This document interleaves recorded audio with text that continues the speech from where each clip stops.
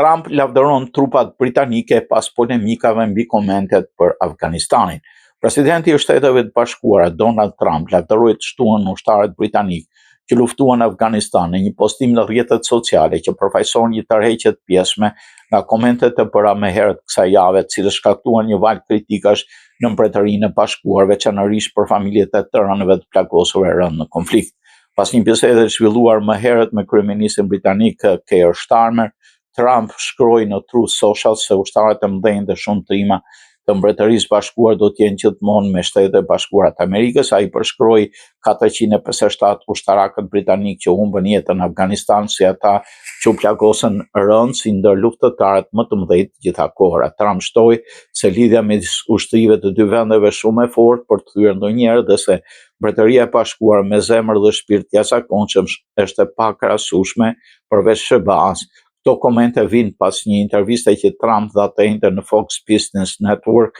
në Davos, Zvicër, ku tha se nuk ishte i sigurt nëse 31 vendet e tjera të NATO-s do ta mbështesnin Shtetet e Bashkuara nëse do t'u kërkojë dhe se trupat e tyre vendeve kishin qëndruar pak larg vijave të para të frontit.